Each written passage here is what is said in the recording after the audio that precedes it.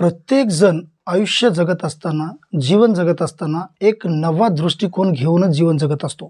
त्यामध्ये सकारात्मक दृष्टिकोन आणि नकारात्मक दृष्टिकोन ह्या दोन दृष्टिकोनाने तो जीवन जगत असतो.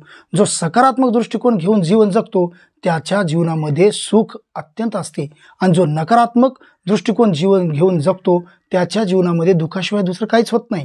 मित्रांनो, जीवन जगणे ही एक कला आहे, परंतु ती जगणे ही सकारात्मक दृष्टिकोनानं जर जगितलं तर आपल्या जीवनामध्ये खरंच काहीही आपल्याला साध्य करता येते.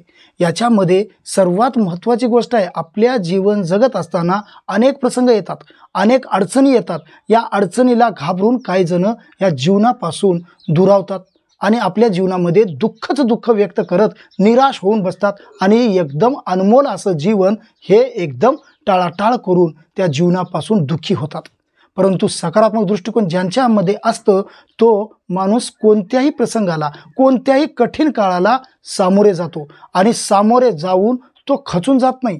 तेव्हा जीवनामध्ये असे काही अडचणी येतात, प्रसंग येतात, वाईट अडथळे येतात, तेव्हा त्या प्रसंगाला, त्या समस्यांना किंवा त्या संकटांना सामोरे जाऊन जो खचत नाही तोच यशस्वी होतो.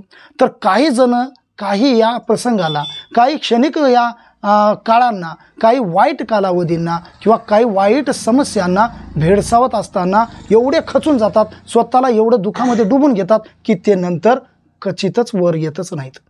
कारण का येत नाहीत? कारण का त्यांना नकारात्मक दृष्टिकोन पोसायची सवय लागलेली असते. म्हणून सकारात्मक दृष्टिकोन जोपर्यंत आपल्यामध्ये असत नाही आपण कोणत्याही यशाला साध्य करू शकणार नाही.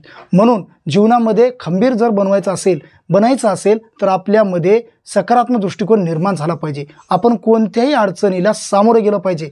कोणत्याही प्रसंगाला आपल्याला प्रत्युत्तर देण्याची आपल्यामध्ये क्षमता असेल तर यश आपलं आहे. सुरुवातीला यश आपल्याला साध्य करायसाठी आपल्याकडे सर्वात महत्त्वाचं म्हणजे चांगल्या प्रकारचा सकारात्मक दृष्टिकोन आपण अंगी बाळगलं पाहिजे. सकारात्मक दृष्टिकोन आपण अंगी बाळगलो तर आपल्यासमोर एक लक्ष तयार होते. लक्ष जेव्हा तयार होते तेव्हा खरोखरच आपल्याला त्या लक्ष्यावर प्रयत्न करण्याची आपली नियती सातत्यानं चालू होत असते.